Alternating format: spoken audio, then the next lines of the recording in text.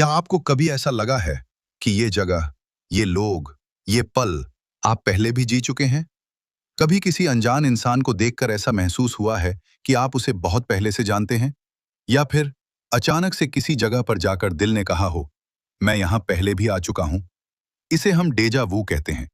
लेकिन सवाल ये है, क्या ये सिर्फ दिमाग का खेल है या सच में हमारी आत्मा की कोई पुरानी याद? सोचिए, अगर हमारा शरीर खत्म हो जाता है, तो क्या सब कुछ खत्म हो जाता है? या फिर हमारी चेतना, हमारी आत्मा किसी नए शरीर में फिर से जन्म लेती है?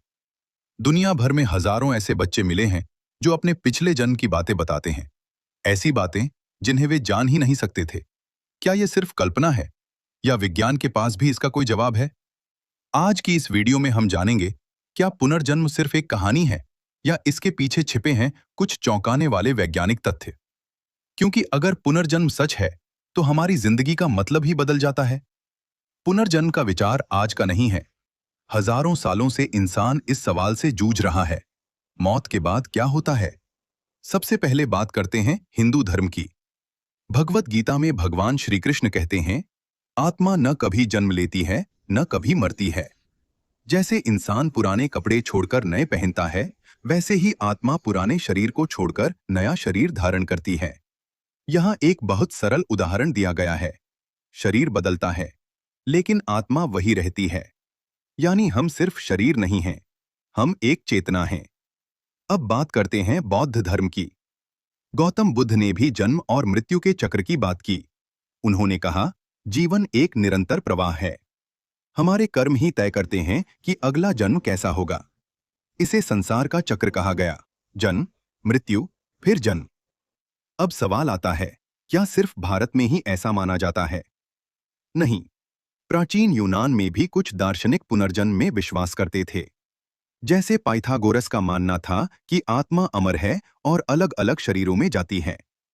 यह सोच सिर्फ एक धर्म तक सीमित नहीं रही। कई संस्कृतियों में यह विचार अलग अलग रूपों में मिलता है। लेकिन ध्यान दीजिए, धर्म क्या कहता है? धर्म यह नहीं कहता कि डरो। धर्म कहता है, अपने कर्म सुधारो। अगर पुनर्जन्म है, तो हर कर्म का परिणाम है। अगर नहीं है, तो भी हर कर्म का असर इसी जीवन में पड़ता है। यानी दोनों ही हालत में जिम्मेदारी हमारी है। तो धार्मिक आधार हमें क्या सिखाता है? कि जीवन एक यात्रा हो सकता है, एक ही स्टेशन नहीं। लेकिन क्या यह सिर्फ आस्था है, या विज्ञान भी इस दिशा में कुछ कहता है? अब आगे हम देखेंगे वैज्ञानिक शोध क्या कहते हैं।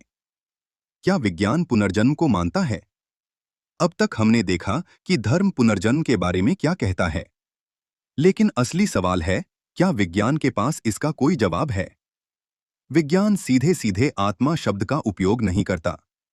लेकिन कुछ ऐसे केस सामने आए हैं जिन्होंने वैज्ञानिकों को भी सोचने पर मजबूर कर दिया।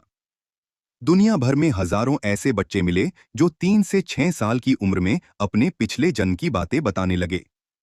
वे बताते थे, वे कहाँ रहते थे, कैसे मरे, उनका परिवार कौन था। सबसे ज्यादा रिसर्च की एक अमेरिकी वैज्ञानिक ने, इयन स्टीवनसन। उन्होंने 40 साल तक 2500 से ज्यादा बच्चों के केस स्टडी किए।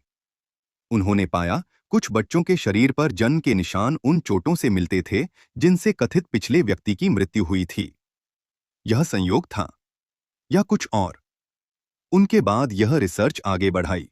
जिम बी टकर, उन्होंने भी ऐसे कई केस दर्ज किए जहां बच्चों की बताई गई बातें जांच में सही पाई गईं। अब बात करते हैं एक और रहस्य की, नियर डेथ एक्सपीरियंस। जब कोई व्यक्ति कुछ मिनटों के लिए क्लिनिकल रूप से मृत घोषित हो जाता है और फिर वापस जीवित हो जाता है। कई लोगों ने बताया, उन्होंने अपने शरीर को ऊपर से देखा, एक सुरंग जैसी रोशनी देखी, अजीब शांति महसूस की। एक मशहूर केस है पैम रेनॉल्ड्स। ऑपरेशन के दौरान उनका दिमाग लगभग निष्क्रिय था। फिर भी उन्होंने ऑपरेशन रूम की बातें बाद में सही बताईं। क्या चेतना शरीर से अलग हो सकती है? विज्ञान अभी पूरी तरह नहीं जानता। डेजा वू, दिमाग का खेल या कुछ और? कभी अचानक लगा है कि ये पल पहले भी जी चुके हैं? इसे कहते हैं डेजा वू। न्यूरोसाइंस कहती है, यह दिमाग की मेमोरी प्रोसेसिंग में छोटी सी गड़बड़ी है।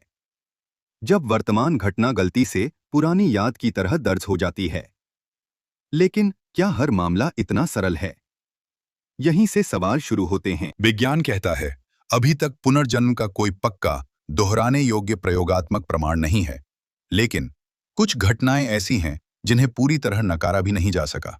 यानी मामला अभी खुला है, न पूरी तरह स्वीकार, न पूरी तरह खारिज। तो अगर विज्ञान अभी निश्चित नहीं है, तो क्या भविष्य में चेतना को समझना हमें इस रहस्य के और करीब ले जाएगा?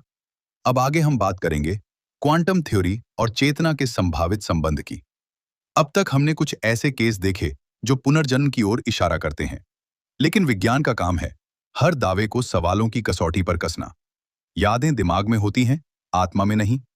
न्यूरोसाइंस कहती है हमारी यादें हमारे मस्तिष्क यानी ब्रेन में स्टोर होती हैं। जब दिमाग काम करना बंद कर देता है तो यादें भी खत्म हो जाती हैं। अगर ऐसा है तो पिछले जन्म की यादें नए शरीर में कैसे आ सकती हैं? आज तक कोई वैज्ञानिक तरीका नहीं मिला जो दिखा सके कि मेमोरी शरीर से बाहर सुरक्षित रह सकती है। यानी पुनर्जन्म को मानने के लिए हमें यह मानना पड़ेगा कि चेतना सिर्फ दिमाग पर निर्भर नहीं है। विज्ञान में किसी भी सिद्धांत को मानने के लिए दोहराया जा सकने वाला प्रयोग जरूरी होता है, लेकिन पुनर्जन्म के मामले में ऐसा कोई नियंत्रित प्रयोग संभव नहीं है। अभी तक कोई लैब टेस्ट नहीं जो साबित कर सके कि आत्मा शरीर बदलती है, और यही सबसे बड़ी चुनौती है। तो क्या इसका मतलब है कि पुनर्जन्म गलत है? जरूरी नहीं। विज्ञान का मतलब ना कहना नहीं है। विज्ञान का मतलब है जब तक प्रमाण न मिले तब तक प्रतीक्षा करना। इतिहास गवाह है, कई ऐसी चीजें थीं जिन्हें कभी असंभव माना गया और बाद में वे वैज्ञानिक सच बन गईं। लेकिन साथ ही कई मान्यताएं समय के साथ गलत भी साबित हुईं। यानी सच अभी भी खोज में है। तो अगर चेतना सिर्फ दिमाग की उपज है तो मृत्यु के बाद सब खत्म, या फिर चेतना किसी और स्तर की वास्तविकता है?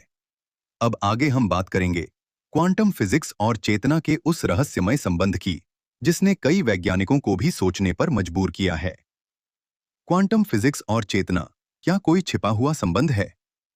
अब तक हमने धर्म भी देखा, विज्ञान की रिसर्च भी, और वैज्ञानिक आपत्तियां भी।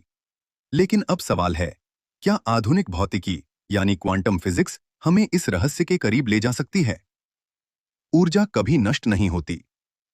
भौतिकी का एक मूल नियम है, ऊर्जा न तो पैदा की जा सकती है, न ही पूरी तरह नष्ट की जा सकती है। वह सिर्फ रूप बदलती है। हमारा शरीर भी ऊर्जा से बना है। दिमाग भी इलेक्ट्रिकल सिग्नल्स से काम करता है। तो कुछ लोग सवाल उठाते हैं, अगर शरीर की ऊर्जा नष्ट नहीं होती, तो क्या चेतना भी किसी रूप में बनी रह सकती है? क्वांटम दुनिया बहुत अजीब है। यहाँ कण एक साथ दो जगह हो सकते हैं। इसे सुपरपोजिशन कहा जाता है। कुछ वैज्ञानिकों ने सुझाव दिया कि शायद चेतना का संबंध क्वांटम स्तर की प्रक्रियाओं से हो सकता है। सबसे चर्चित विचारों में से एक है रॉजर पेनरोज और स्टुअर्ट हैमरऑफ। इन दोनों ने मिलकर एक थ्योरी दी कि चेतना दिमाग के सूक्ष्म ढांचों में क्वांटम स्तर पर उत्पन्न हो सकती है। अगर यह सच है तो चेतना सिर्फ साधारण न्यूरोलॉजिकल प्रक्रिया नहीं हो सकती। लेकिन क्या इससे पुनर्जन्म सिद्ध होता है? यही सबसे जरूरी बात समझनी है। क्वांटम फिजिक्स चेतना को रहस्यमय जरूर बनाती है। अभी तक कोई प्रयोग यह साबित नहीं कर पाया कि चेतना शरीर छोड़कर किसी नए शरीर में प्रवेश करती है। इसलिए क्वांटम थ्योरी को पुनर्जन्म का प्रमाण कहना वैज्ञानिक रूप से सही नहीं होगा। लेकिन यह इतना जरूर दिखाती है कि ब्रह्मांड हमारी सोच से कहीं ज्यादा जटिल है। तो अब सवाल आपके सामने है, क्या पुनर्जन्म सच है? शायद हाँ, शायद नहीं। लेकिन इस पूरी चर्चा से एक बात साफ है, हम अभी भी चेतना को पूरी तरह समझ नहीं पाए हैं। हम ब्रह्मांड को नाप सकते हैं, तारों की दूरी माप सकते हैं, पर अपने ही अस्तित्व का रहस्य अभी भी पूरी तरह नहीं समझ पाए। अगर पुनर्जन्म सच है, तो हर कर्म मायने रखता है। हर सोच, हर फैसला हमारे भविष्य को आकार देता है। और अगर पुनर्जन्म नहीं है, तो यह जीवन और भी ज्यादा कीमती है। क्योंकि शायद यही एक मौका है कुछ अच्छा करने का, कुछ बदलने का, किसी के चेहरे पर मुस्कान लाने का। शायद सवाल पुनर्जन्म का नहीं है। शायद असली सवाल है, क्या हम इस जन्म को पूरी जागरूकता से जी रहे हैं? क्या हम अपने कर्मों की जिम्मेदारी ले रहे हैं? क्योंकि चाहे एक जन्म हो या कई जन्मों की यात्रा, असर हमारे कर्मों का ही रहेगा। हो सकता है हम पहले भी मिल चुके हों, हो सकता है हम फिर मिलें, लेकिन पल जो अभी है यही सच है और यही सबसे कीमती है। आप क्या सोचते हैं? क्या आपने कभी ऐसा अनुभव किया है जिसे आप समझ नहीं पाए? नीचे कमेंट में जरूर लिखें। क्या आप पुनर्जन्म में विश्वास करते हैं? क्यों? अगर ये वीडियो आपको सोचने पर मजबूर करे तो इसे लाइक, शेयर और सब्सक्राइब जरूर जरूर करें। मिलते हैं अगली वीडियो में एक और रहस्य के साथ।